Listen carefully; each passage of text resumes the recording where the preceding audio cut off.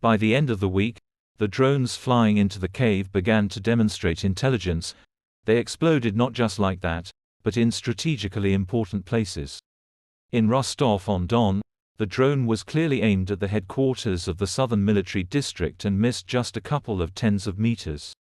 In Moscow, a friendly fire was lit in the building of the Federal Customs Service, and in the west of Bryansk, the Kremny L plant, one of the largest microelectronics enterprises in Russia, caught fire.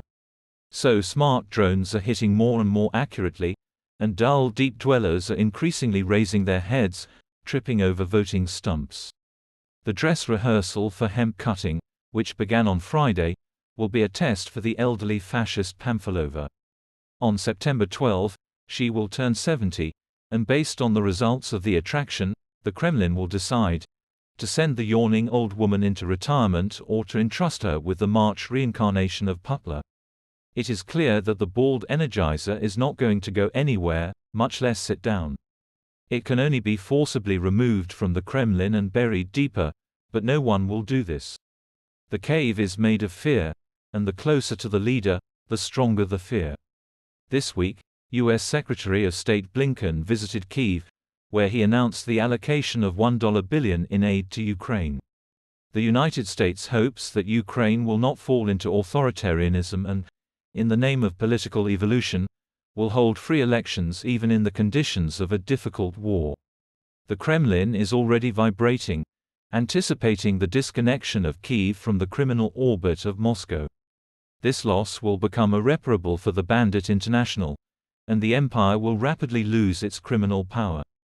It is enough to look at Pashinyan's throwing, and the geopolitical horizon is outlined by itself. NATO Secretary General Stoltenberg stated that Ukrainian forces were able to break through the defensive lines of Russian troops and are moving forward. It is already known about the creeping preparations by the Russians for the imminent surrender of Tokmak and Melitopol, from where documents and valuables are being removed with might and main. Police officers and FSB officers hastily destroy documentation that cannot be exported, and local businesses are looted. In Tokmak, the Russians plundered the local forging and stamping plant. Most of the equipment was taken out.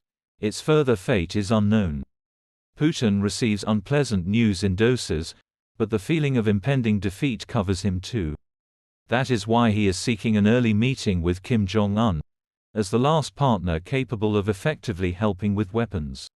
Washington warns Pyongyang of imminent consequences, but it seems that the regimes have already resonated. The visit of a dejected Erdogan left the impression that Putin had already decided everything for himself, and if this is so, then the logical line of events leads to new upheavals.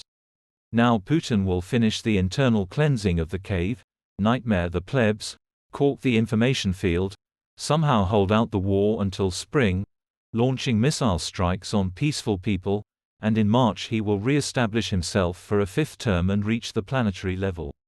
After all, the war with Ukraine is just a stage before the final fight with NATO.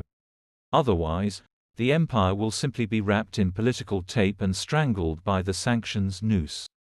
China has shown itself to be a weak, hesitant partner, burdened by internal economic problems. The Chinese miracle has deflated, and the ridge is not really rising. And only the faithful Kim launches another submarine, squinting at Washington, Seoul and Tokyo. This means that we will have to squeeze everything we can out of our Korean friend and our own population. Officials are already proposing to impose additional taxes on the deeps, but no one will do this standing in front of the stumps. All the joys will cover the plebs in October. Then the mobilization machine will come to life, and furry people will be snatched out of every crevice to be sent to frontline processing.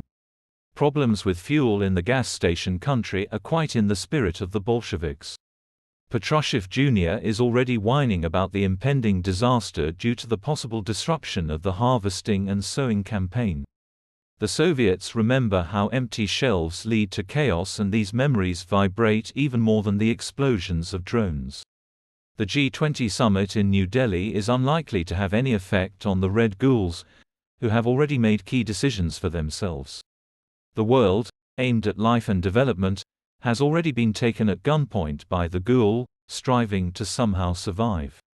So the War of the Dead will go on until they are finally killed.